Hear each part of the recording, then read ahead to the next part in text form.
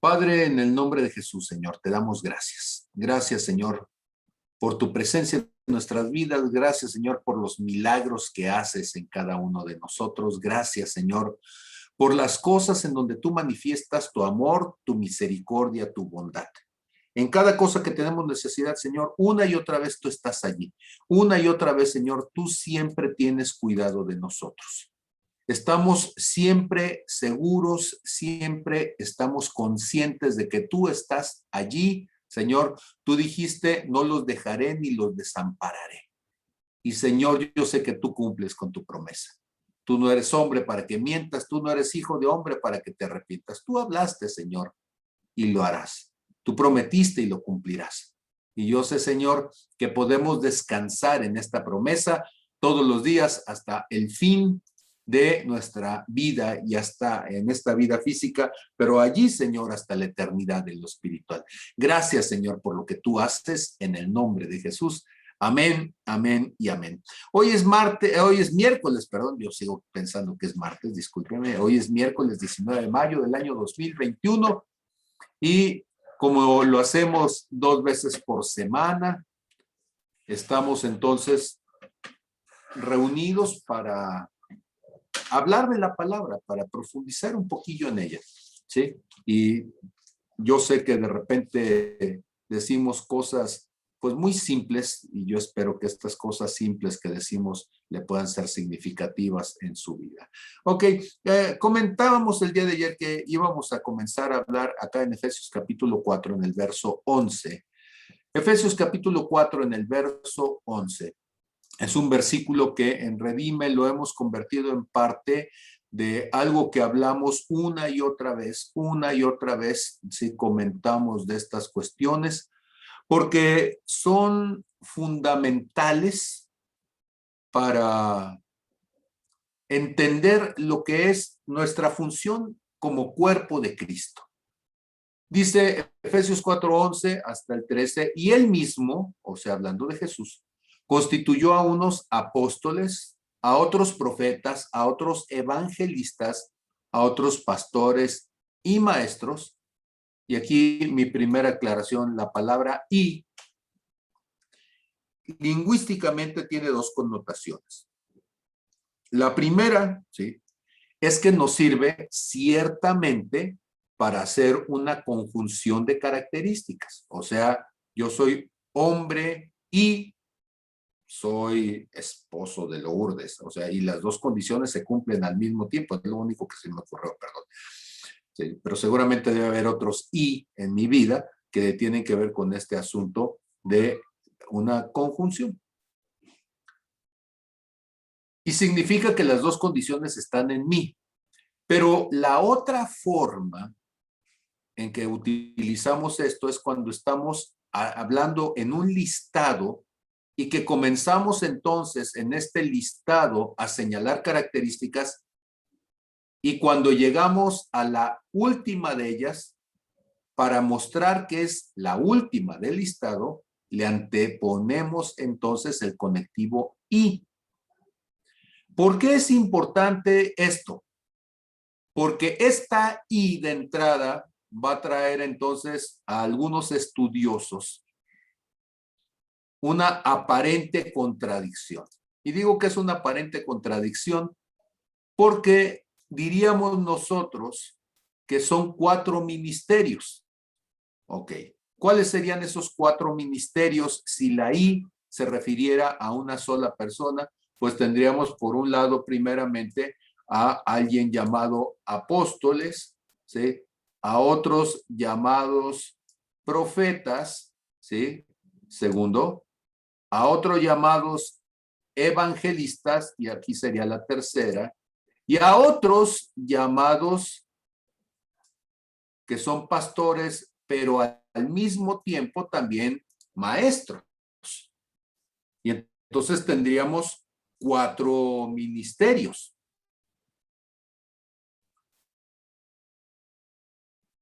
Pero si yo tomo la I como una conjunción, como un conectivo de uso lingüístico, entonces ya no tendría 4, sino que tendría 5 ministerios a los que me estoy refiriendo. Y entonces la primera pregunta es, ¿qué implicaciones tiene el decir que son 4 o que son 5? O sea, no nos bastaría simplemente decir, bueno, pues que sean los que sean. Finalmente, pues si son 5 diferentes o son 4 donde uno tiene de a 2, pues al que tuvo de a 2, pues le fue re bien, ¿sí? Y ya. ¿Qué piensan ustedes? Ok. Entonces comenzamos con nuestras preguntas ahora muy pronto de la noche.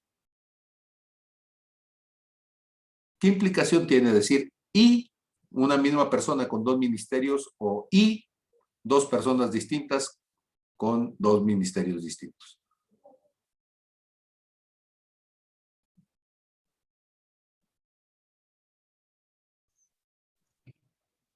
Creo que el poder ponerlos por separado, pero pudiendo desarrollar cualquiera o todos, te dan una mayor capacidad para el equilibrio.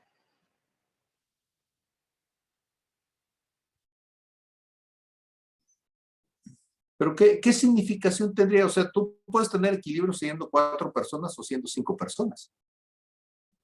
O sea, el argumento no es decisivo en ninguno de los dos casos. Necesitamos algún otro argumento. A ver, ¿a alguien se le ocurre algún otro argumento? Porque acuérdese que cuando leemos la palabra son del tipo de preguntas que normalmente alguien nos haría, ¿sí? Y no estoy diciendo que sea un asunto menor. Usted va a encontrar un montón de comentaristas bíblicos que están, porque son la misma persona con 2 ministerios, o que son 2 personas con 2 ministerios distintos. Ok, manitas o abrirme el micrófono. Abriste tu micrófono, Fer. Eh, en algún momento escuché que había maestros, ¿sí?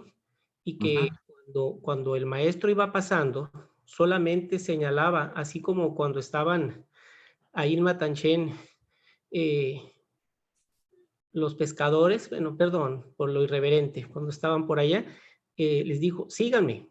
Y eso bastaba para que supieran que ese era el llamado, ¿sí? Y a esas personas se les llamaba maestros.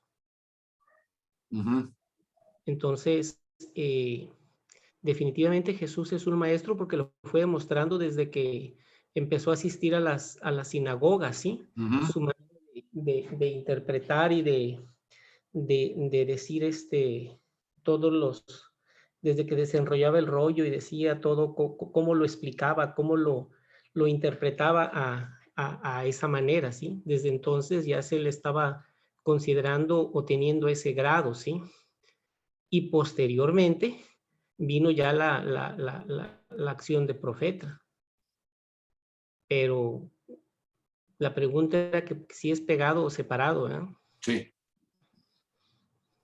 O sea, la última parte del versículo Efesios 4:11, donde dice, a otros pastores y maestros deberíamos de considerar que son 2 personas o deberíamos de considerar que es una persona con 2 ministerios.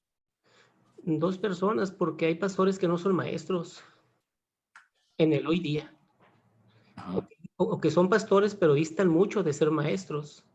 Entonces, pues, tal vez no han alcanzado esa altura de ser pastores y maestros y de esa manera pudiera separárseles. No han alcanzado ese grado. Muy bien, entonces tú distingues, para clarificar el argumento para todos, tú distingues que siendo 2 ministerios, 2 dones ministeriales que son diferenciados, el ser pastor y el ser maestros, y que no necesariamente implica que una persona que tenga el don pastoral al mismo tiempo ejerza también la función magisterial. Son 2 funciones que deben de desarrollarse cada una bajo sus propias condiciones y sus propias características. Que si bien algún ser humano puede desarrollarlas, pero eso no implica que sea parte de lo típico que alguien por el hecho de ser uno también sea lo otro. ¿Estamos de acuerdo? Ok, ese parece ser el argumento de Fernando. Pues ya parecía entonces al vocero de Fox, ¿verdad? Pero bueno, lo que Fernando quiso decir. Ok, no, espero que haya sido así, Fernando. Así es, gracias. Ok, muy bien. ¿Alguien más que quiera abonar en esto?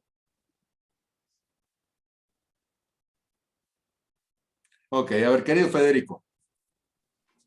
Pues yo estoy de acuerdo con eso, porque creo que efectivamente puede haber alguien que sea maestro y no necesariamente sea pastor. Entonces creo que sí habría que diferenciarlo y que cada uno puede tener las características y desarrollar el don de una manera, y no necesariamente que quien sea maestro obligatoriamente también es pastor, y quien sea pastor obligatoriamente sea maestro. Creo que cada una puede existir por separado. Uh-huh. ¿Alguien más? A ver, Berta, por favor. Yo creo que de acuerdo a lo que hemos aprendido como Redime, si la meta es parecernos a Cristo, sí podemos desarrollar uno o dos ministerios a la vez. Jesucristo nos puso la muestra siendo él mismo desarrollando varios ministerios como maestro, como evangelista, como profeta, como, bueno, todos los ministerios en el mismo. Sí, tenemos que desarrollarlos y tal vez como personas vamos a tener siempre un ministerio más desarrollado que otro. Pero teniendo la esencia de Jesús en nosotros, siempre podemos manifestar un poco de los demás ministerios, siendo siempre uno de ellos el que más impere de acuerdo al propósito de Dios en nosotros. Pero creo que de acuerdo a la palabra y el tener el Espíritu de Jesús mismo dentro de nosotros, sí nos da esa capacidad. Entonces, ¿la I son juntos o son separados? Pueden trabajar juntos bajo el Espíritu, bajo la guianza del Espíritu Santo, pero Okay. al momento de ministrarse actúan de manera separada para que puedan trabajar de manera ordenada. Entonces, la I habla de dos ministerios distintos o la I habla de una persona que tiene los dos al mismo tiempo. Es la pregunta que había comentado. Creo que habla de una persona con los dos ministerios al mismo tiempo. Ok, entonces ya tenemos a Berta viéndolo como que sería una persona con dos ministerios al mismo tiempo, y esto ya nos da entonces 4 posibles ministerios por un lado, o nos daría 5 posibles personas o 5 posibles visiones o facetas por otro lado. Esta pregunta no es una pregunta ociosa, es una pregunta, como les digo, que cuando uno está tratando de leer la palabra y cuando uno está además leyendo algún comentario bíblico, a veces dice uno para iluminarse y a veces en lugar de iluminarnos quedamos más a oscuras, ¿sí? Porque a veces el argumento del comentarista no nos convence tampoco. Bueno, permítanme mostrarles una imagen que se encuentra en el libro de Ezequiel. Estamos en el Antiguo Testamento, ¿sí? Ezequiel capítulo 1. Y me voy a ir a partir del verso 5. Bueno, si gustan desde el verso 4, ¿sí? Dice, y miré y aquí venía del norte un viento tempestuoso y una gran nube con un fuego envolvente y alrededor de él un resplandor. Y en medio del fuego algo que parecía como bronce refulgente. Cuando ustedes se encuentran en una profecía que el profeta está diciendo que parecía que era semejante, lo que está diciendo es, miren, no tengo palabras para describir las visiones eternas y estoy tratando con los términos naturales de decir lo sobrenatural. Significa que no era bronce refulgente, pero en mi condición, en mi entendimiento, pues fue lo que parecía, o sea, diría el del rancho, que brillaba retearto, ¿sí? Eso es lo que está diciendo. Y pues la única manera que dijo, así como el bronce brilla cuando le da el sol, cuando está bien bruñido, así se veía. Y en medio de ellos había la figura de 4 seres vivientes. Y esta era su apariencia. Una vez más, había en ellos semejanza de hombre. Y uno dice, bueno, semejanza de hombre, pues 2 brazos, 2 pies, una cabeza. Pues no. Dice, ¿cómo que había semejanza de hombre? Y en el verso 6 dice, cada uno tenía 4 alas y 4 caras y 4 alas. ¿Cómo una persona tiene 4 caras y tiene 4 alas? Y digo que es semejante a un hombre, porque los hombres, los seres humanos, no tenemos alas, aunque hay algunos muy volados, y algunos tienen, no 4, tienen como 1000 máscaras, pero por hipócritas, ¿verdad? Pero bueno, pero no se está refiriendo a eso, se está refiriendo entonces, está viendo algo, tiene una visión celestial, y en esa visión celestial ve unos seres que no los puede describir de otra manera, probablemente porque están sobre sus pies, están erguidos, y dice, bueno, pues eso me da la apariencia como si fueran de forma androide, de forma semejante a lo humano, aunque tenían estas características raras. 4 caras y 4 alas. Y los pies de ellos eran derechos, y la planta de sus pies como planta de pie de becerro, y centelleaban a manera de bronce muy bruñido. Debajo de sus alas, a sus 4 lados, tenían manos de hombre, y sus caras y sus alas por los 4 lados. Pues ya por lo pronto vamos muy raros, ¿verdad? Con las alas se juntaban el uno con el otro. No se volvían cuando andaban, sino que cada uno caminaba derecho hacia adelante. Y la verdad es que cuando tratamos de dibujarlos o de describirlos, pues nos es complicado, porque estamos hablando de alguien que no se vuelve hacia dónde van los pies, de manera de que cuando camina aparentemente no se tuercen los pies, no se da la vuelta, siempre va yendo, ¿sí?, con un mismo rostro, aunque cuando uno camina se gira y él no se estaba girando. Bueno, no me quiero meter en estos aspectos que son más del orden quizá mecánico, cómo caminaba.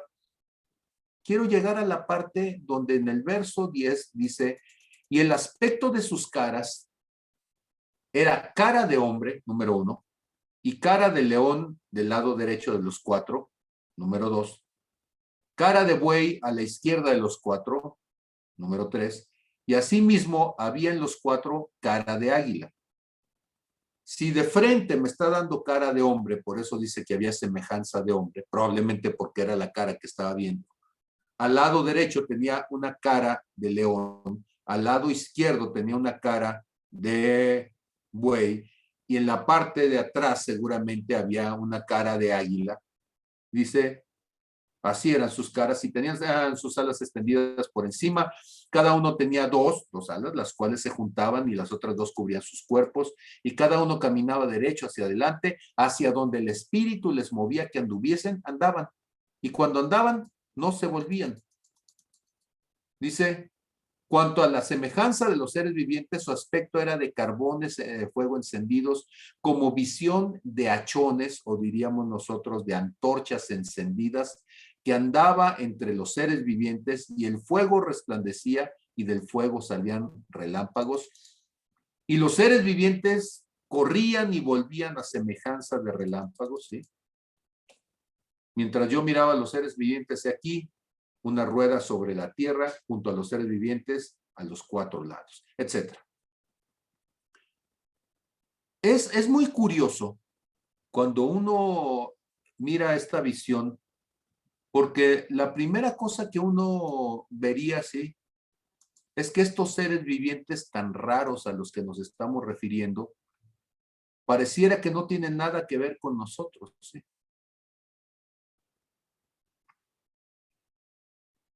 Pero se me hace muy curioso que en Génesis capítulo 2, verso 7, la misma forma de expresarse acerca de aquellos es la que hace con el ser humano, ¿sí?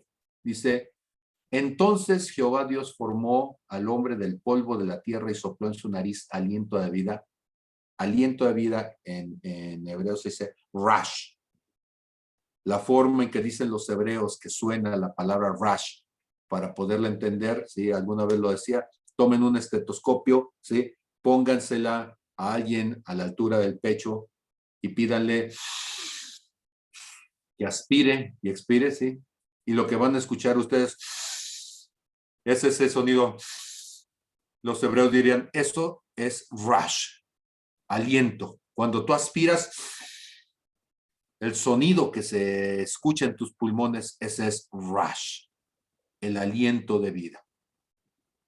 Y dice entonces Génesis 2:7 que cuando Dios sopló en su nariz de su espíritu, aliento de vida, rash, el ser humano se convirtió en un ser viviente. Entonces, primera cosa que sí somos semejantes. Esos seres raros que estaban allí, la palabra les llama seres vivientes y nosotros, delante de Dios, asimismo también somos seres vivientes. ¿Qué más podríamos encontrar como una posible semejanza? Bueno, que tenían, dice, la planta de sus pies era como planta de pie de becerro, ¿verdad? Y dice uno, bueno, pues algunos sí, con las uñas que nos cargamos, seguramente esa sería una semejanza, pero pues no tiene que ver con el pedicure que te has hecho, ¿sí? ¿Se acuerdan ustedes del libro del profeta Habacuc? Cuando en el capítulo 3, después de decir, aunque, dice el verso 17, aunque la higuera no florezca ni en las vides haya frutos, aunque falte el producto del olivo y los labrados no den mantenimiento y las ovejas, no, dice, sean quitadas de la majada y no haya vacas en los corrales, ¿sí? Dice, con todo yo me alegraré en Jehová, me gozaré en el Dios de mi salvación. Jehová, el Señor es mi fortaleza, el cual hace mis pies como de siervas y sobre mis alturas me hace andar, ¿sí? Al jefe de los cantores sobre mis instrumentos de cuerda como dedicación. Ok. El que hace mis pies como de siervas, como pezuñas. Ahora, ¿por qué como pezuñas? ¿Sí? Porque resulta, si usted sabe algo de campo, que los animales con pezuñas son animales que pueden caminar sobre las rocas como las cabras, ¿sí? Que lugares donde no pueden subir aún, no digo los lobos, no, aún los felinos cuando están queriendo cazarlos, y las cabras están paradas, ¿sí? Sobre una pequeña hendidura en las rocas y las rocas están casi en la vertical y las cabras ahí van metiendo su pezuñita sobre esas hendiduras trepadas sobre la roca. Y para los hebreos, esta figura de la cabra que es capaz de subirse a la roca es una figura poética de la fe. El que puede subir a la roca, porque la roca es un símbolo de la salvación del Señor. Y entonces, pues simbólicamente podríamos decir también nosotros, ¿sí? Cuando dice uno que no se volvían, ¿sí?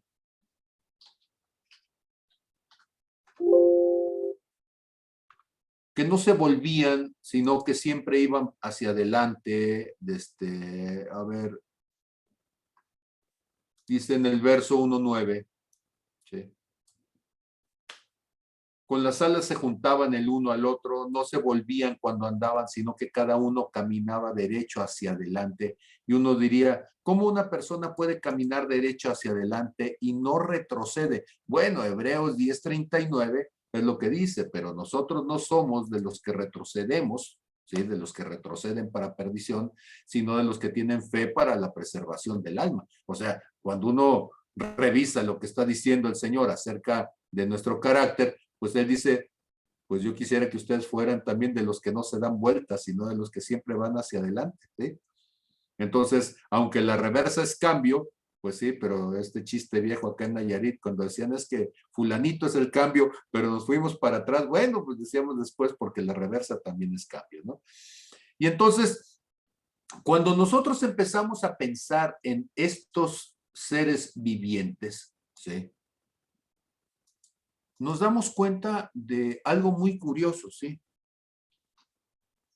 Que las características entre esos seres vivientes y nosotros son más que meras casualidades, ¿eh? A ver, déjenme buscar otro que está por aquí.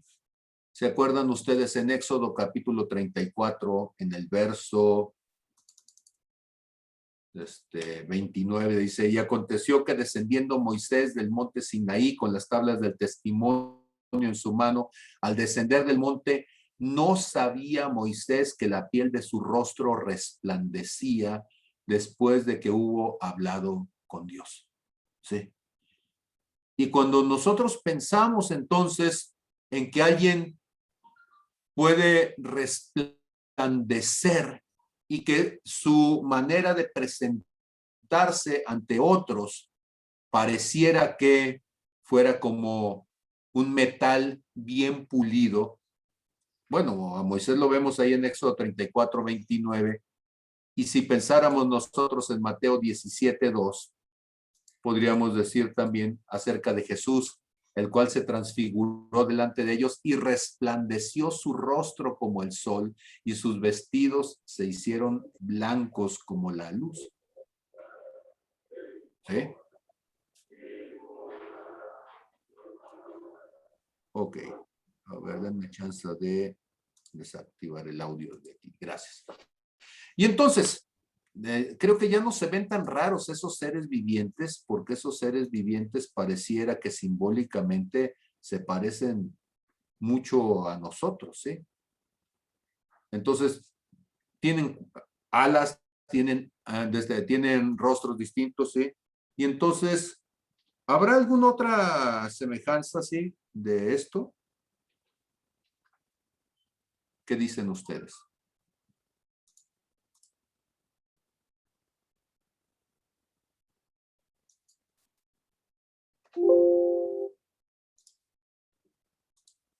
A ver, otra cosa en donde esos seres vivientes sean semejantes a nosotros.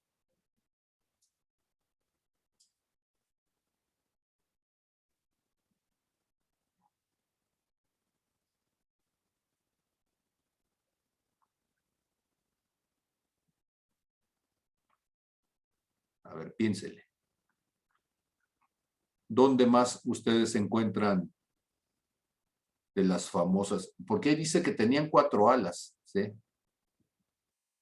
No sé, se me ocurre Isaías 40, 31, bueno, desde el verso 30, que dice, los muchachos se fatigan y se cansan, los jóvenes flaquean y caen, pero los que esperan en Jehová tendrán nuevas fuerzas, levantarán alas como las águilas, correrán y no se cansarán, caminarán y no se fatigarán. ¿Podría ser que simbólicamente el Señor quisiera también que nosotros nos viéramos como personas que tenemos alas en el espíritu para poder levantar el vuelo en su presencia, ¿sí? Para podernos mover entonces con el Espíritu Santo?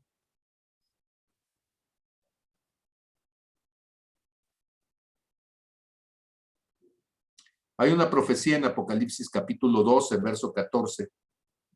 Es la profecía en capítulo 12 del dragón y la mujer, ¿sí? De aquí toma la iglesia tradicional en México la imagen de la llamada Virgen Guadalupana, de Apocalipsis 12. ¿Sí? Tomaron las figuras y las plasmaron en un lienzo para que entonces eso le diera el contexto bíblico. Pero la mujer se refiere a la iglesia. ¿Quién es la mujer de Apocalipsis capítulo 12? Es la iglesia, el cuerpo de Cristo, la esposa de Cristo. Dice, y se le dieron a la mujer las dos alas de la gran águila. ¿Quién es la gran águila? Es el Espíritu Santo.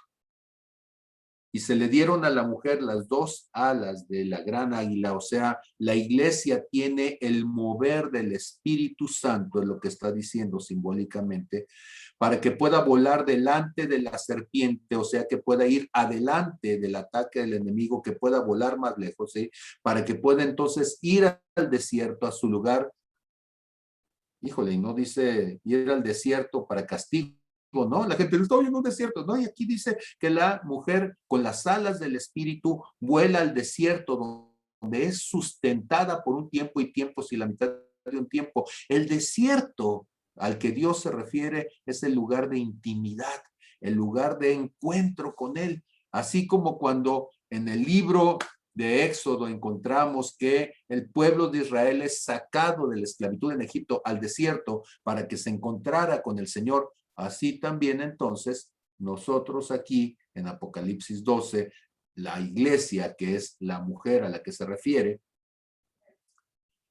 dice que es llevada al espacio de encuentro con el Señor, al espacio de la intimidad, donde solamente es un espacio donde está el Señor y la amada. Ok, entonces, hasta ahorita, con lo que voy diciendo, ¿les parece que hay una semejanza? Ya no se ve tan rara la criatura esta de Ezequiel capítulo 1, ¿sí? Versos 5 al 10. ¿Qué me dicen ustedes? A ver, hablen porque luego siento que no me estoy explicando.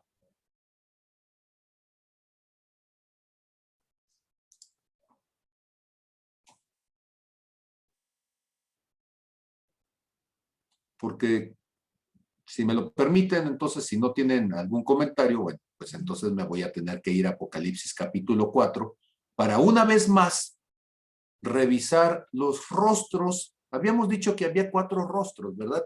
Había rostro de hombre, rostro de león, de buey y el rostro de un águila.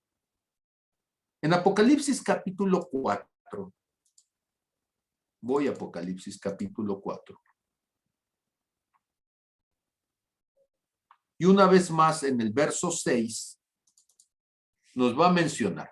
Y delante del trono había como un mar de vidrio semejante al cristal, y junto al trono y alrededor del trono 4 seres vivientes llenos de ojos delante y detrás.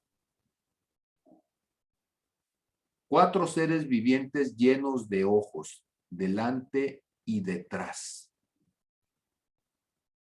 El primer ser viviente era semejante a un león, el segundo era semejante a un becerro, el tercero tenía rostro como de hombre y el cuarto era semejante, ¿sí?, a un águila volando. Los 4 seres tenían cada uno 6 alas y alrededor y por dentro estaban llenos de ojos y no cesaban día y noche de decir: santo, santo, santo es el Señor Dios Todopoderoso, el que era, el que es y el que ha de venir. Agregamos entonces un nuevo elemento para estos seres extraordinarios. Aquí nos dice que los seres vivientes, cada uno, ¿sí?, tenía un rostro. Allá nos decía que los seres vivientes tenían los 4 rostros. Aquí nos dice que estaban llenos de ojos delante y detrás, ¿sí?, por dentro y por fuera. ¿Qué representarán esos ojos en Apocalipsis capítulo 4, ¿sí?, verso 6, ¿sí?, llenos de ojos delante y detrás, verso, ¿sí?, 8, por dentro y por fuera, ¿sí? Cada uno tenía 6 alas y alrededor y por dentro estaban llenos de ojos, por fuera, delante y detrás, llenos de ojos. ¿Qué significará?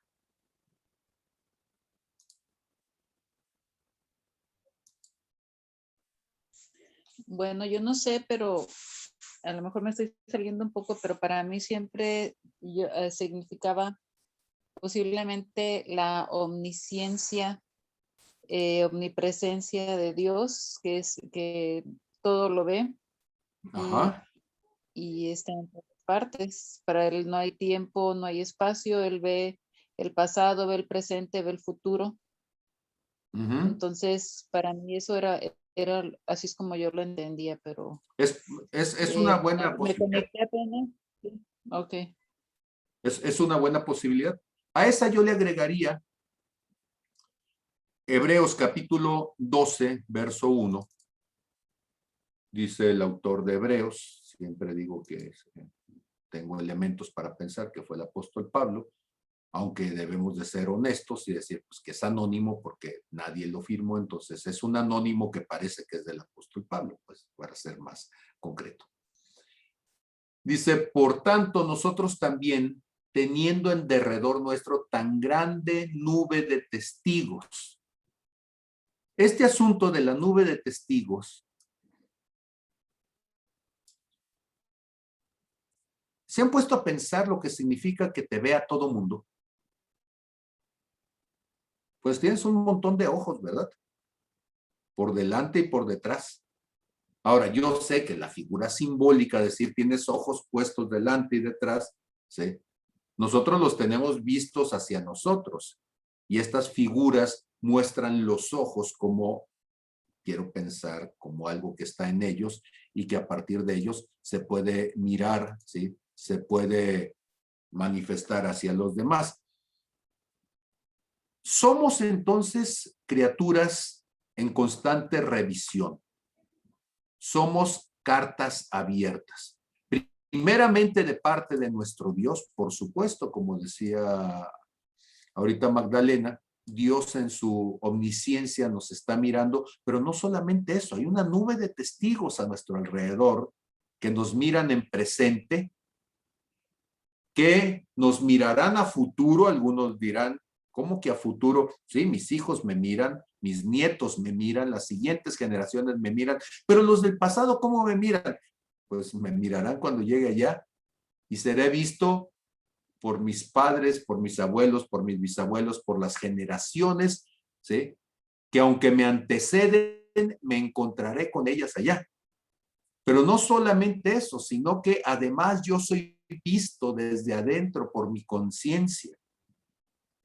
Y dado que aún los pensamientos y las intenciones del corazón serán revelados en el día final, aún los ojos llegarán adentro a las intenciones del corazón. Por el discernimiento de espíritu, una persona puede sopesar nuestros corazones en el espíritu del Señor y mirar la intención de nuestro corazón, si es correcta o es incorrecta, Dios se lo revela. Y aún lo secreto para los hombres es puesto a la luz por el espíritu. Entonces estamos llenos de ojos por dentro y por fuera.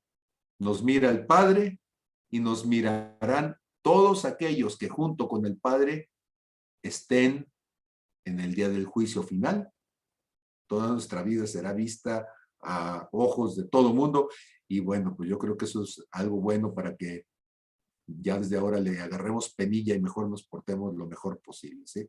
Ahora no digo que seamos perfectos, ¿no? Pero desde eso es una buena motivación para intentarlo cuando menos, ¿verdad? Ok, ¿les suena esto que estoy diciendo?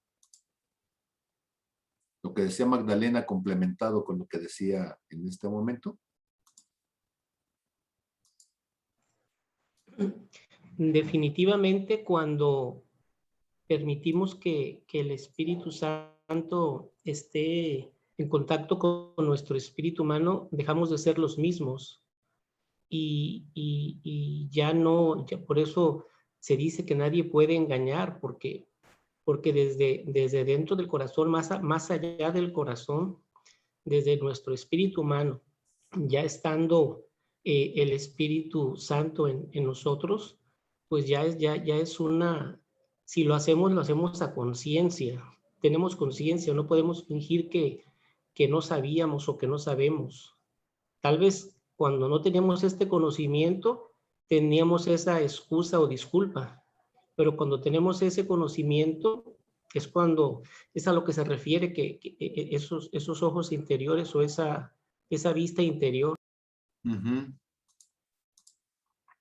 Entonces sí, pues somos vistos desde adentro por nuestra conciencia, nuestros ojos espirituales son abiertos aún a nosotros mismos, ¿sí?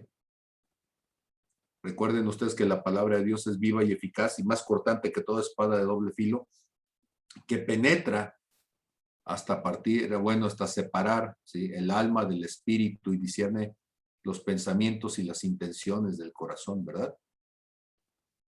Hasta el tuétano, ¿sí?, hasta donde surge la vida, hasta donde surge nuestra sangre. Y entonces somos vistos. Muy bien. Y dijimos que había 4 rostros entonces, y esos 4 rostros eran estos 4 animales, Apocalipsis 4:7, estos 4 rostros de animal. Uno era semejante a un león, el segundo era semejante a un becerro, el tercero tenía un rostro como de hombre y el cuarto era semejante a un águila volando. Pero hay por allí otro animalito que de repente no lo vemos nosotros, ¿sí? Aquí en Apocalipsis 4 nos vamos a Apocalipsis 5 y ahora empezamos a buscar al otro animalito, ¿sí?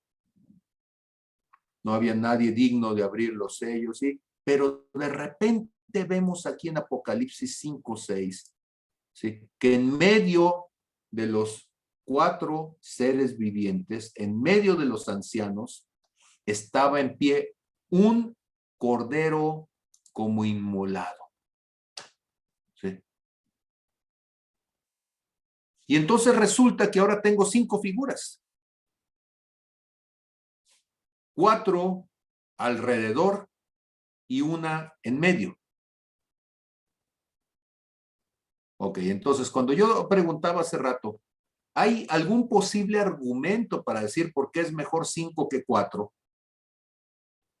Pues la primera cosa que quiero decirles es que aquí tengo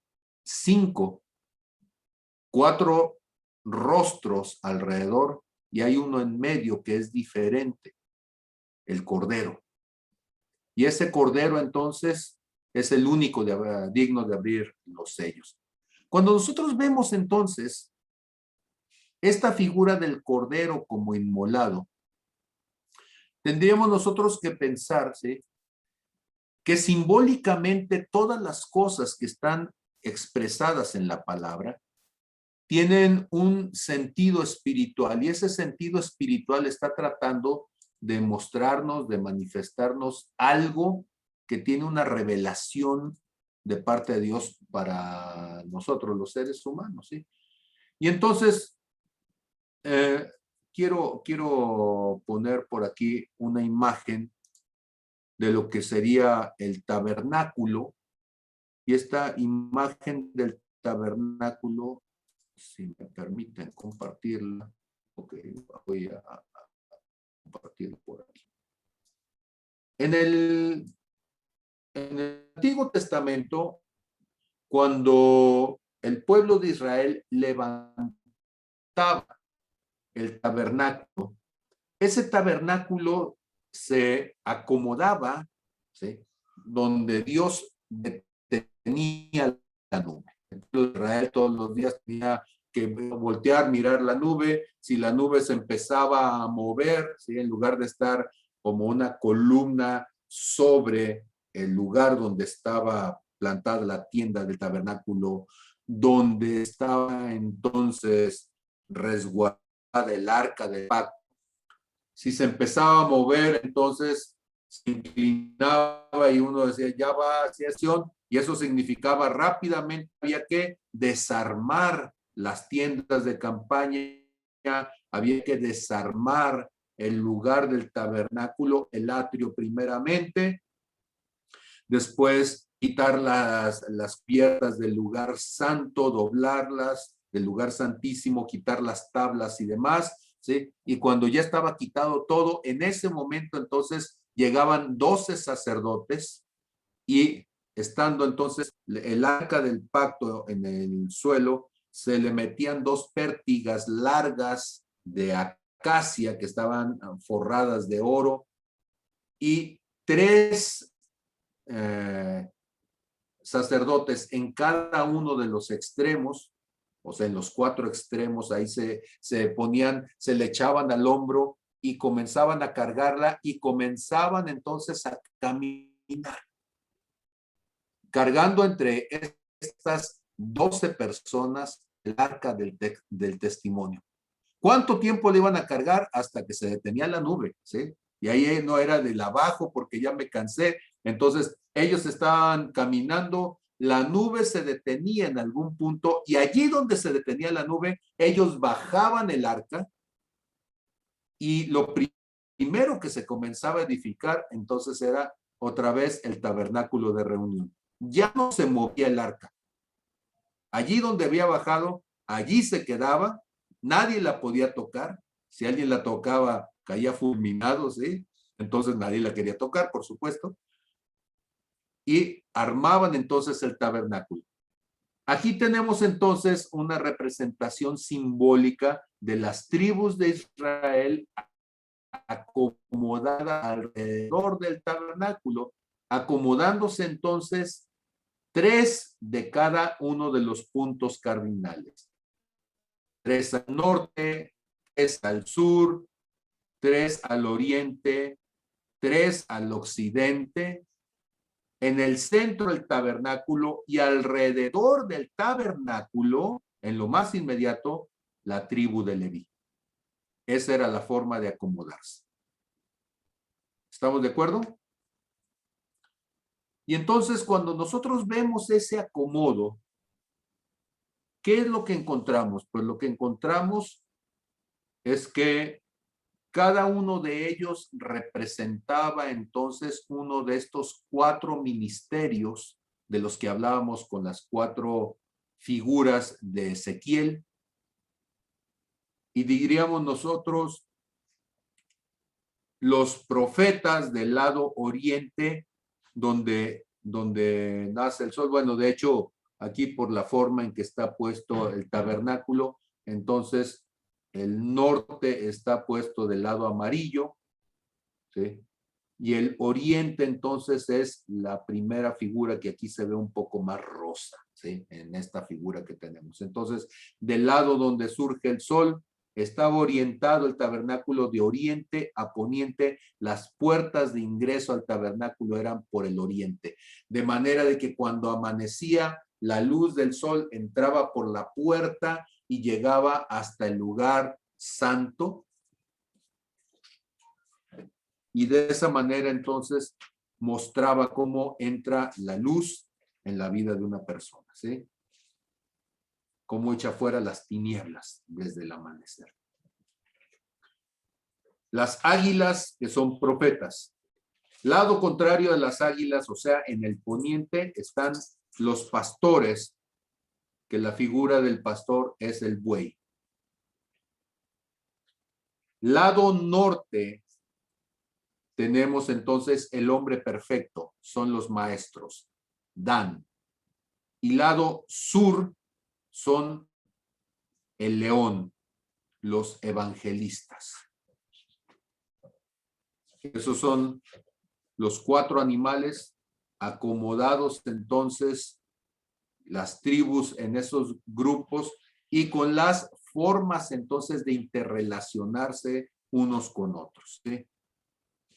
Ok, creo que Mili, tú tienes por allí y nos puedes compartir seguramente el símbolo de redime. No sé si andas por allí, ¿sí? Milonga. A ver si tu hija peluda te deja hacer. Está ladrando mucho, pero ahí.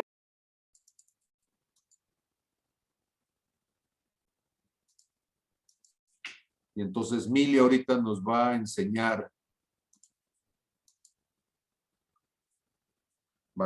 Compártenos el símbolo de redime.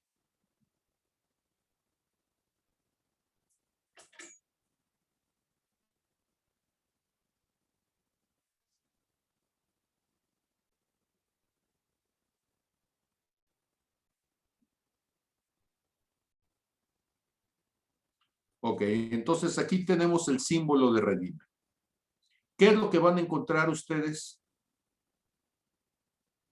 Los mismos 4 rostros de los que hablaba la revelación de Ezequiel, capítulo 1, y de Apocalipsis, capítulo 4.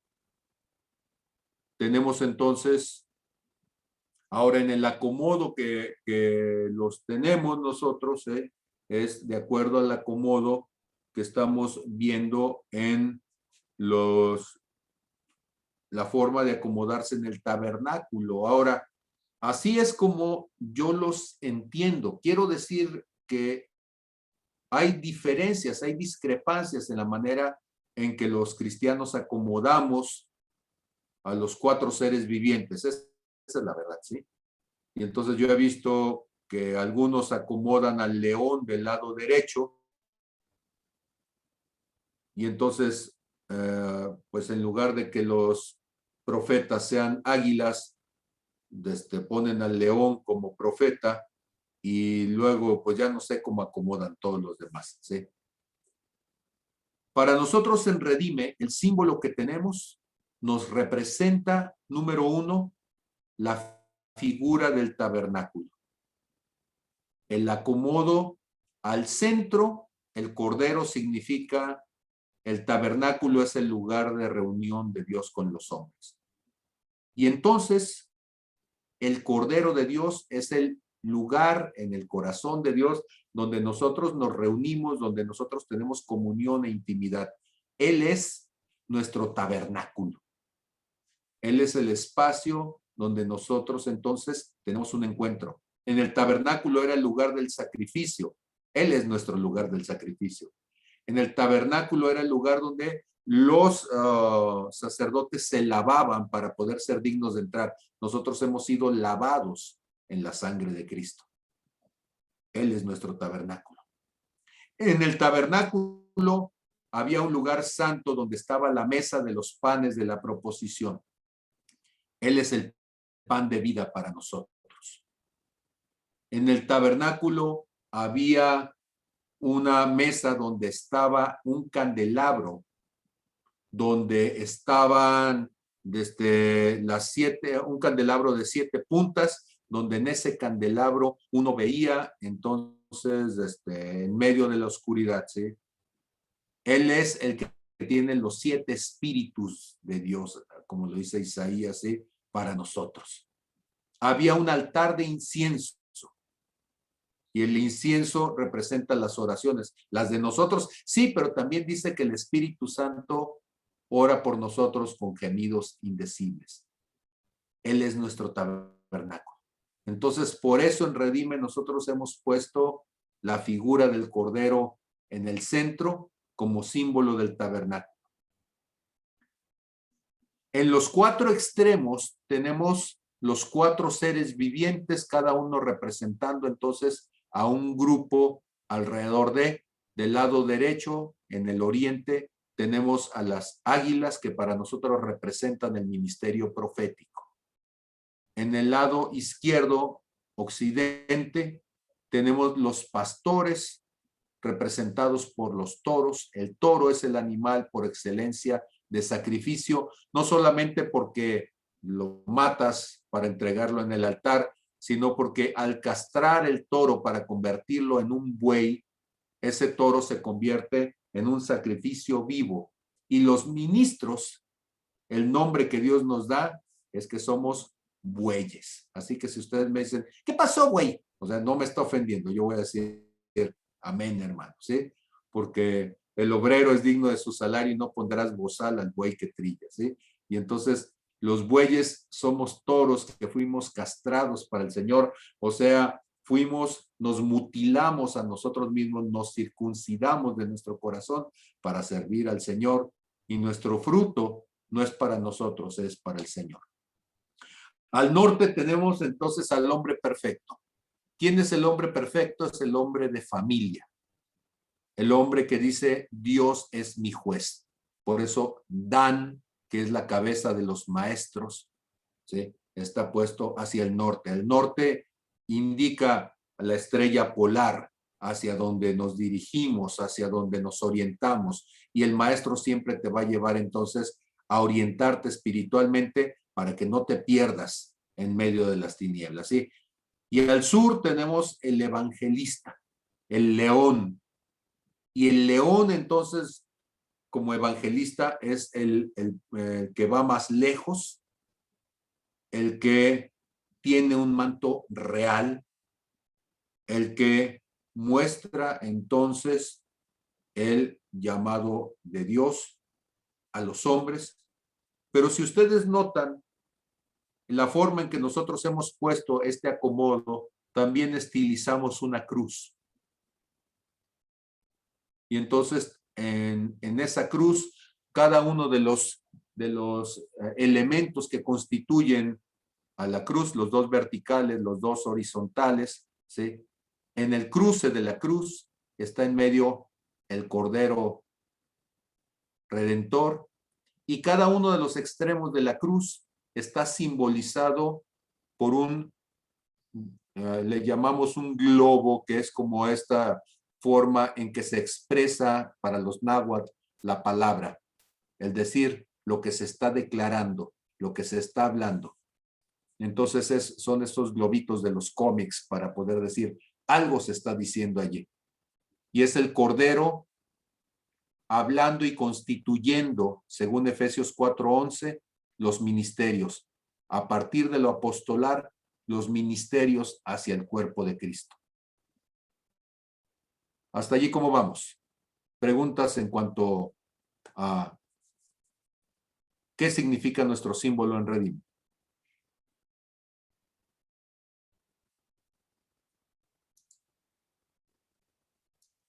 Preguntas, comentarios. Viene. No, con el entendimiento en Redime voy bien, pero con la pregunta que había quedado al aire hace rato de entonces si se puede tener un solo ministerio o dos ministerios. No, es que esa no era la pregunta. La pregunta es si la I significaba que había 5 ministerios o había 4 ministerios. Ok, entonces me quedé en un lapsus brutus, perdón. Sí. Ahora, el asunto es que en Génesis 1:26 nos dice, hagamos al hombre a nuestra imagen y conforme a nuestra semejanza. ¿Cómo es Jesús? Mili, si me puedes volver a poner la imagen o compartirme el fondo de pantalla para que yo también lo pueda tener, ¿sí? Y entonces, ¿cómo es Jesús? Jesús es profeta. Jesús es evangelista. Jesús es maestro. Jesús es pastor. Jesús es el Cordero de Dios. ¿Qué significa esto? Que representar a Jesús es desarrollar en nuestras vidas cada uno de estos perfiles. Ojo, no quisiera yo que vieran los ministerios como algo que tenemos que hacer. Ok, ¿puedes quitar la pestaña que se abrió de tu navegador, por favor? Gracias, ok. No quisiera que vieran ustedes los rostros como un ministerio de algo que hay que hacer, sino que vieran los ministerios como personas que te ayudan a desarrollar ese mismo rostro, ese mismo carisma dentro de tu propia vida. La iglesia es el lugar donde nosotros somos formados a la imagen y semejanza de Jesús.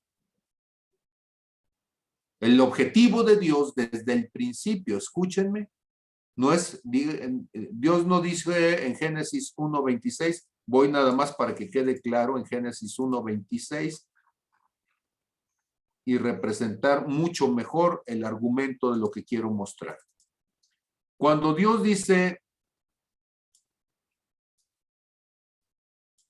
hagamos al hombre a nuestra imagen conforme a nuestra semejanza, no dice, hagamos la iglesia. Yo sé que la manera de expresarlo de entrada nos va a causar conflicto. El propósito de Dios no es hacer la iglesia.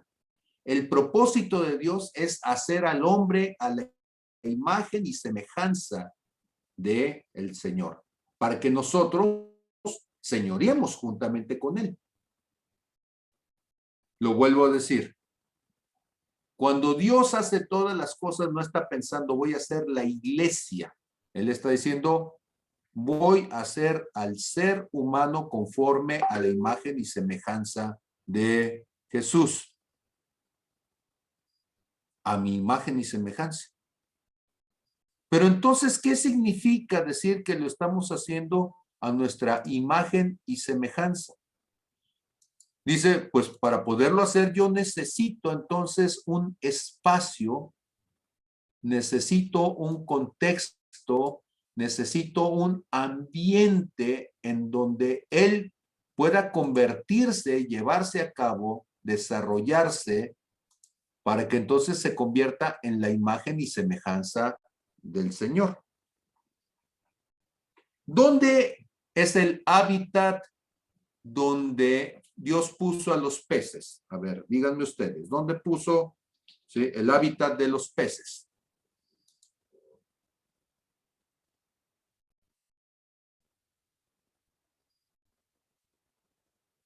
¿Siguen allí?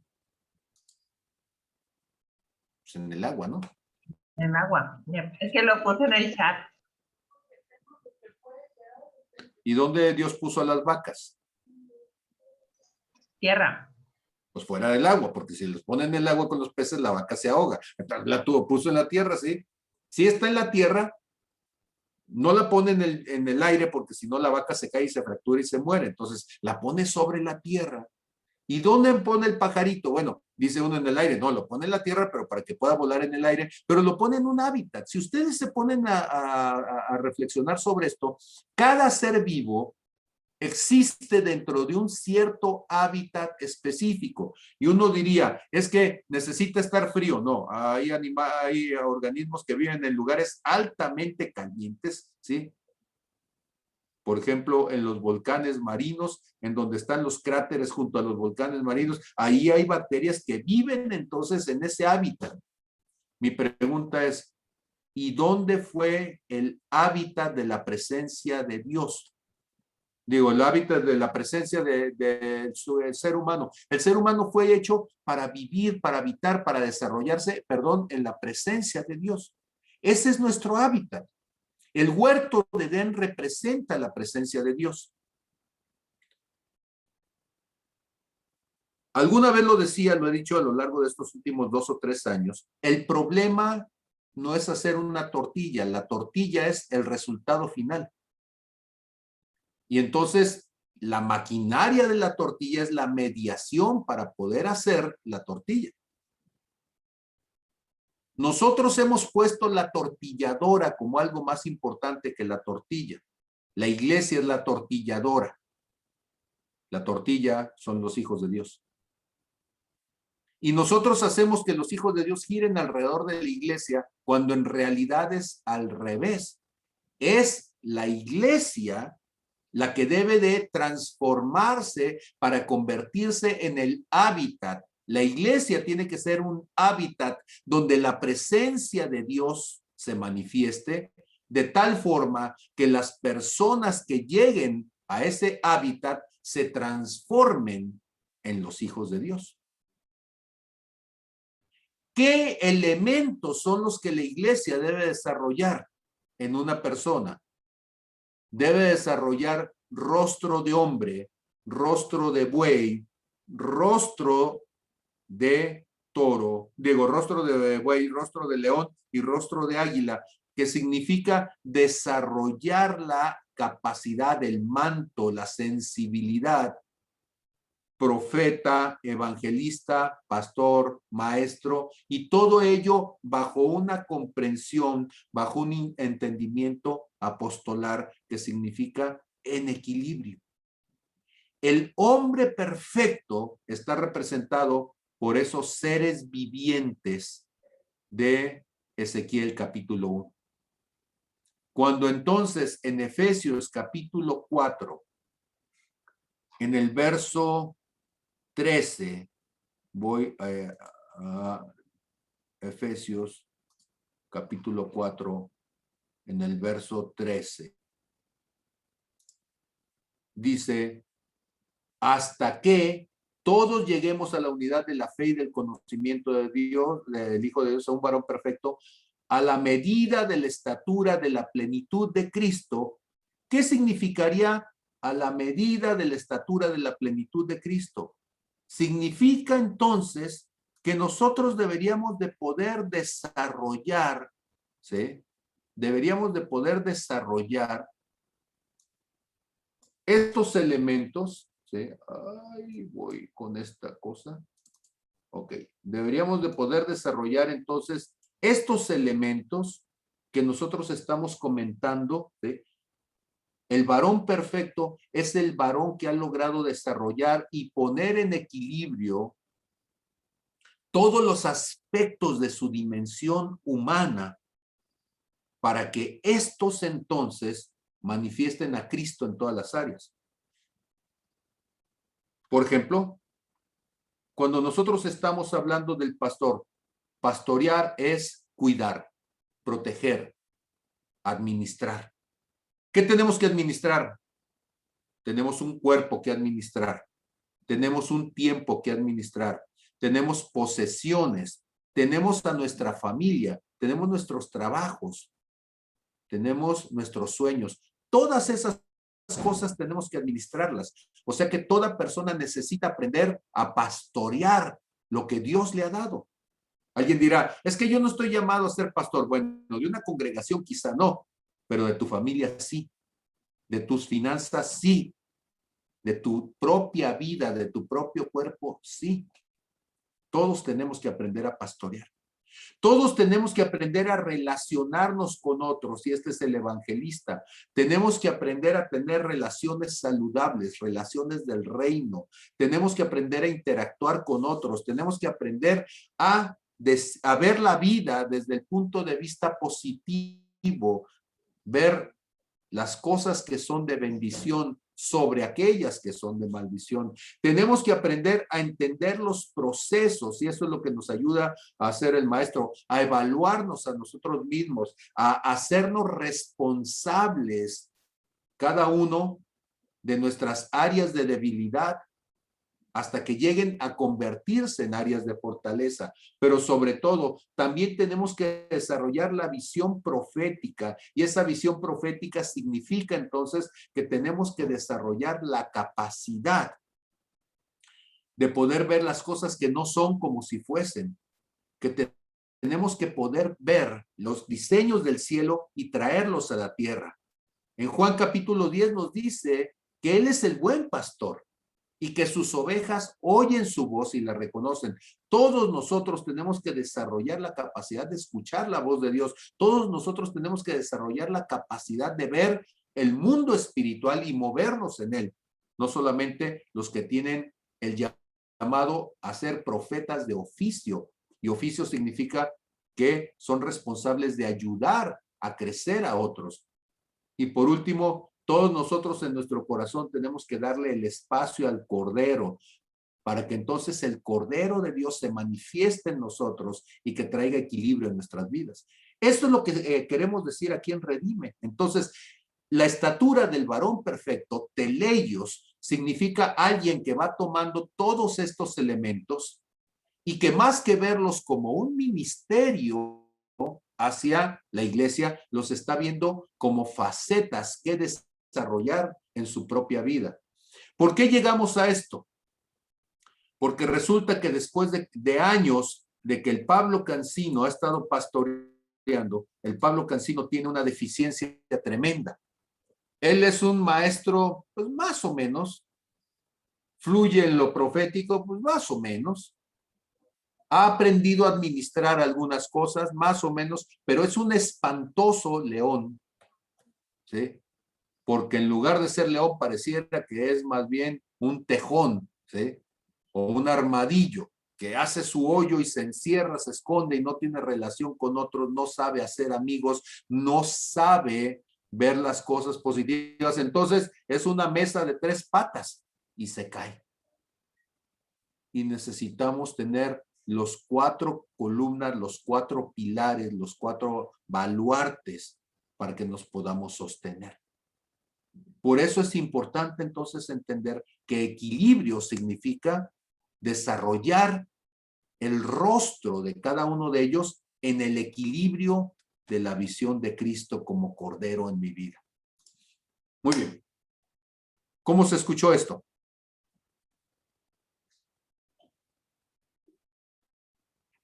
Retroaliméntenme, por favor.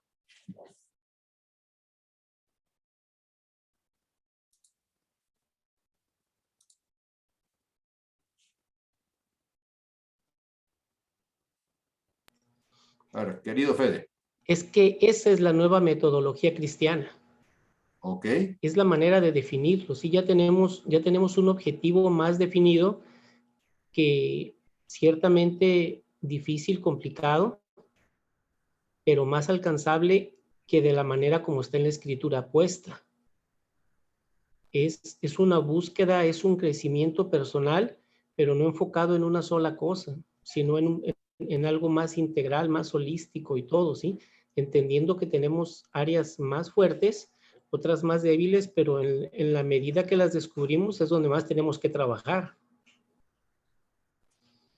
Los médicos tienen un excelente caso y tú no lo puedes decir muy bien, mi querido Fer. Tú eres médico y tienes un área de especialización. Bueno, es cierto, pero eres ser humano. Y ahí ya no tiene que ver con que te especialices en una cosa para tratar a otros. Tiene que ver que como ser humano, yo no solamente necesito tener en equilibrio lo cardíaco, también necesito tener en equilibrio lo neurológico, y también necesito tener en equilibrio el tracto digestivo, y también necesito tener en equilibrio, ¿sí?, mi sistema óseo, y yo no sé qué tantas cosas yo necesito tener en equilibrio, algunas cosas de las que ni tengo idea o tenía idea, como la microbiota, pero tengo que tenerlas en equilibrio porque si no, cualquier desequilibrio me mata. Entonces, hay una diferencia entre decir, estudio para convertirme en especialista para ayudar a otros, a decir, aprendo para mantener mi vida en equilibrio. ¿Cómo podrías ayudarme a clarificar más ese ejemplo, Fernando? Es que acabas de decir grandes verdades, ¿sí? Médicos como Cuesta Barrios, que eran la vieja guardia de médicos, eran más holísticos, más completos. La medicina evolucionó y tomó un curso de alta especialidad, donde alguien quiere, un cardiólogo, dice, yo solamente hago cateterismos, yo solamente hago esto. Nos hemos deshumanizado y nos hemos metalizado mucho. Hace rato hablabas de los cambios y eso es una reversa, porque el médico familiar, el médico que entendía, que escuchaba al paciente, ha desaparecido, ¿sí? Ahora le preguntas a un médico y estás mal del estómago, te manda con otro, y te pone en contextos diferentes. Entonces, para mí esto que yo estoy aprendiendo en Redime es como los médicos de antes, como los que decían, como el profesor de antes, que iba más allá, ¿sí? Que se tenía ganado ese lugar y que se fue perdiendo, como lo ha perdido el médico con esta situación. Entonces, yo siento que este planteamiento es un estudiar, no pensar que con el simple bautizo, que con eso vamos a cambiar. Es con el aprendizaje, con un maestro como Pablo, que ha aprendido a dar clases con alumnos de universidad difíciles, y que a final de cuentas estás dando unos frutos tremendos en muchos de nosotros, y que no se tiene que quedar ahí, ¿sí? Tenemos que retroalimentar y ser partícipes en lo que estamos de acuerdo y en lo que no estamos de acuerdo, en cómo lo vemos, en cómo no lo vemos, para fortalecernos en este cuerpo que está creciendo de una manera maravillosa, pero gracias a eso. Tuvieron que pasarte esas enfermedades para que otras partes de ti crecieran, para que se apagaran esos focos que te estaban distrayendo de otras cosas, para tener a la persona madura que es Pablo ahorita, ¿sí? Yo así lo entiendo, así ha sido el proceso que estoy viviendo con ustedes desde que tuve oportunidad de conocerlos hace 10 meses, ahora ya cada vez más tiempo y dedicándole tiempo al estudio, dedicándole tiempo a la comprensión y sobre todo que no hay tablazos ni reglazos, sino que hay una respuesta agradable que me dice, no estás bien, Fernando, en esto, pero sin hacer bullying, sino decir, te hace falta estudiar más, te hace falta escuchar más, veo que tienes fortalezas aquí, veo que tienes debilidades acá, tienes que trabajar esta parte y abrir la boca para aprender. Muchas veces el maestro dice, ¿entendieron? Y el único que levanta la mano dice, mira qué burro, no, ese es el único que hace que los demás aprendamos, porque todos por miedo nos quedamos callados. Sería mi comentario. Muchísimas gracias. Muy bien, tengo cuatro en lista de espera, Mili, Magdalena, Reina y Erika. Entonces, Mili, te escuchamos. Creo que hay algo importante que se pudiera aportar de las anotaciones que tengo de lo finino y complementaría muy bien lo que estaba comentando Fernando y igual lo que estabas diciendo tú. En el 2013, de algunas de las clases nos dice algo que era como introducción a la red apostolar, ¿no? Cuando empezábamos con toda esta parte. Y algo que tú nos decías es, estamos para apoyar, estamos dispuestos y estamos siendo entrenados para ser perfeccionados en el amor de los hermanos. Entonces, en esta parte de lo que nosotros tenemos para dar, reconociendo que a lo mejor, o no que a lo mejor, reconociendo nuestras vulnerabilidades y fortaleciéndonos los unos a los otros y saber que somos el complemento del otro. Entonces, hace ratito decía Fernando, o sea, no es ni a tablazos ni haciendo bullying, es reconociendo que así como el otro tiene debilidades, es vulnerable, hay cosas que todavía no le salen, también yo estoy en la misma condición, pero eso no es una limitante para yo restringirme y sino más bien decir cómo nos podemos ayudar. Creo que sería como se volvería nuestra pregunta constante, ¿no? En cada situación, en lugar de decir qué pasó, por qué lo hiciste, sería ¿y cómo te puedo ayudar? Gracias, Mili. Tenemos a Magdalena. Bueno, pues me inspiró, me impactó mucho esta enseñanza, me gustó mucho la interpretación que le diste a esas 4 caras de los 4 seres vivientes. Sí, nosotros no tenemos que hacer nada para desarrollar esos ministerios, porque para poder para poder crecer a la altura del varón perfecto y para poder alcanzar esa imagen y semejanza de Dios en nosotros, no tenemos que hacer nada en cuanto a que nosotros lo podamos lograr con nuestras fuerzas, ¿no? Pero sí necesitamos estar conectados realmente con el Espíritu Santo porque sí, yo creo que eso es lo que Dios aspira de nosotros. Y pues al menos me inspiró, me animó pues a conectarme más al Espíritu Santo para llegar a para desarrollar esos ministerios en mi vida y realmente proyectar a los demás, así como lo comentaste sobre Moisés, que los demás puedan ver esa conexión de nosotros con el Espíritu Santo. Y no sé si esas 4 caras son de la iglesia o son en cada persona en lo individual, pero yo pienso que en cada persona en lo individual sí podemos desarrollarlos, ¿verdad? Sí es algo que Dios quiere desarrollar en cada uno de nosotros y también en la iglesia como unidad, pero en cada uno de nosotros también. Me gustó mucho porque me da una aspiración, me da una visión sobre lo que Dios quiere de mi persona y lo que Dios quiere de nosotros como una iglesia. Y y es muy bueno porque en esa dirección debemos de caminar. Entonces, pues muchas gracias. Muchas gracias, Magdalena. Sí, yo creo que cada uno de nosotros en lo individual necesitamos desarrollar los aspectos de Cristo en nuestras vidas, aunque en la iglesia hay personas que cumplen la función de enseñar algunos de esos aspectos, porque Dios les dio la capacidad de poder fluir en ellos, ¿sí? Pero todos tenemos el llamado, ¿sí? Es como en la alabanza, no todo el mundo tiene el llamado a ser músico, pero todo el mundo tenemos el llamado a alabar, ¿sí?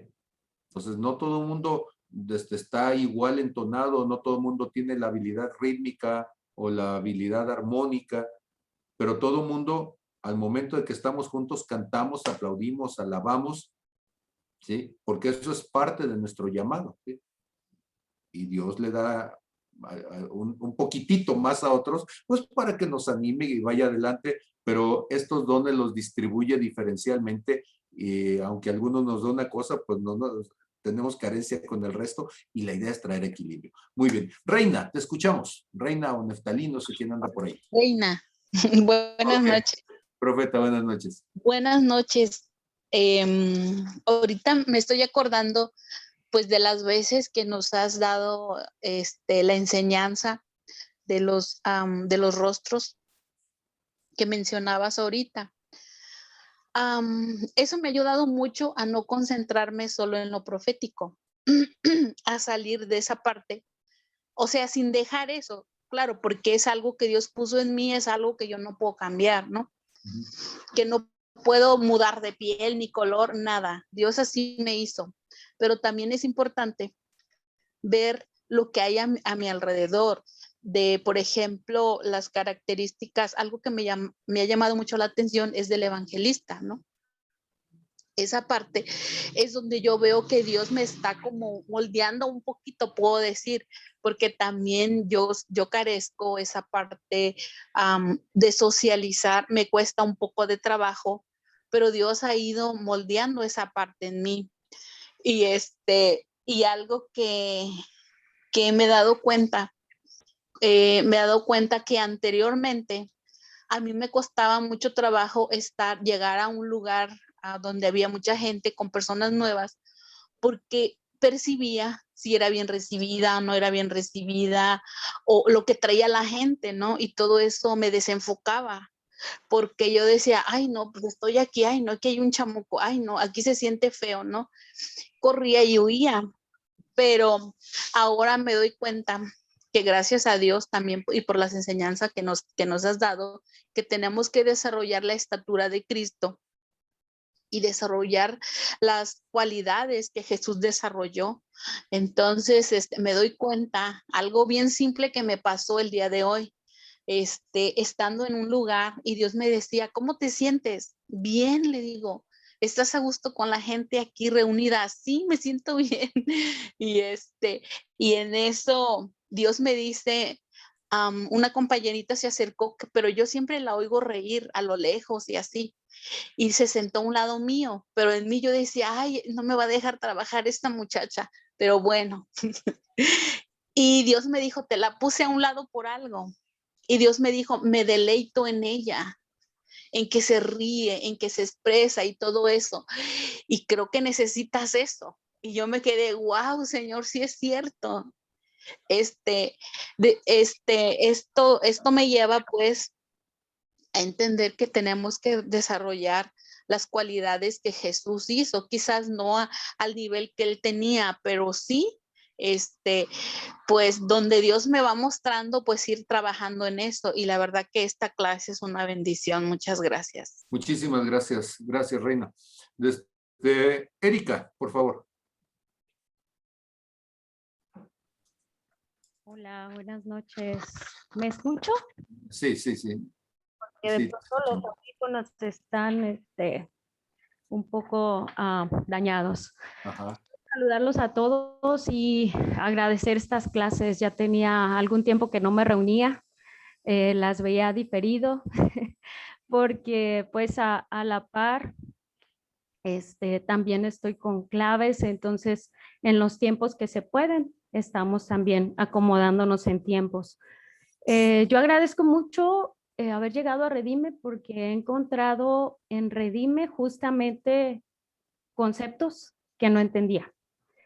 Ideas que para mí eran como me estoy volviendo loca o cosas así. Entonces, cada que entro a una clase, cada que comparten algo, no solo usted maestro, sino también mis compañeros, mis hermanos en Cristo, me doy cuenta cómo es que Dios va actuando en la vida de cada uno de nosotros.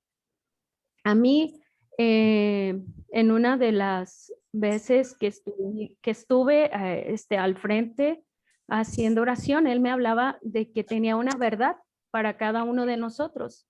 Ujú. Y yo preguntaba, esa verdad, pues, ¿a qué se refería? Y hoy es esa contestación.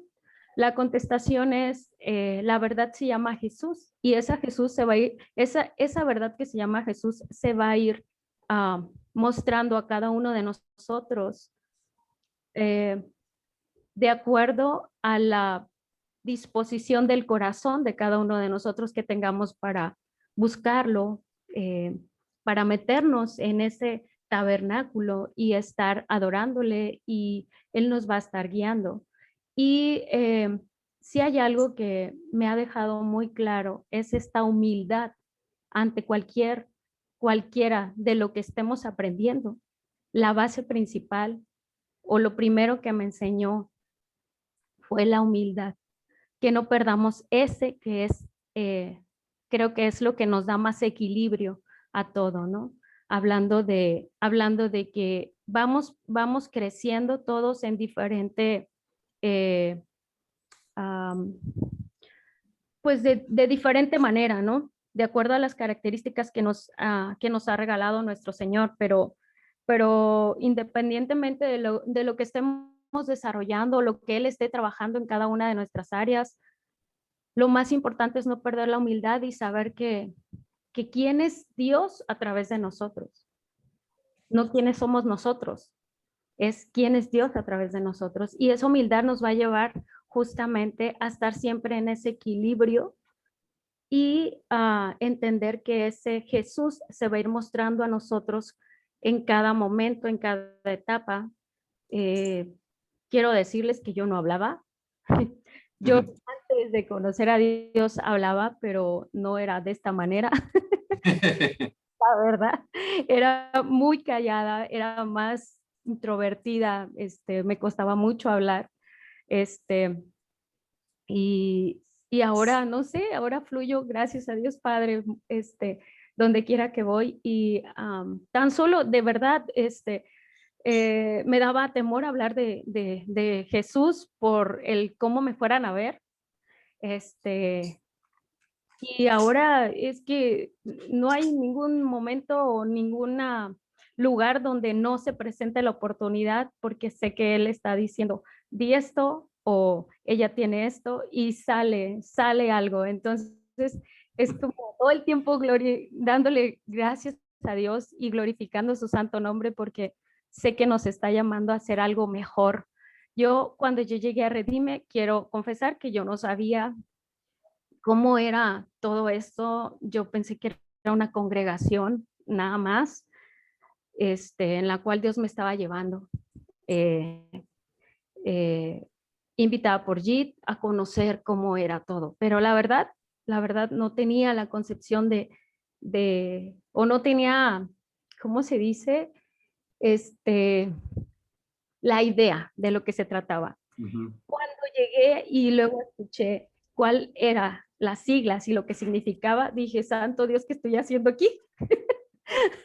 Y entonces ahora, tras el tiempo, me doy cuenta cómo Dios ha sido tan bondadoso, tan amoroso conmigo, con todos los que estamos ahí, porque me doy cuenta. Y entonces puedo ver cómo vamos creciendo todos de la misma manera, creyendo con fe, con amor, con confianza, con respeto. Ahora con lo que pasó con Hugo es como o sea, lamentablemente pasó lo que pasó con Hugo, pero creo que seguimos ¿cómo se dice? Fortaleciendo, perdón, esos lazos de familia en crecimiento y que todos en algún momento vamos a necesitar, ¿no? Entonces, agradezco mucho su vida, Pastor Pablo. Agradezco mucho la vida a mi Señor de todos y cada uno de los que estamos aquí y de los que pertenecemos a Redime, porque en cada uno encuentro que estamos creciendo de diferente manera, pero todos aprendemos al mismo tiempo, somos como una cadenita, ¿no? Y cada uno de nosotros es un eslabón dentro de todo este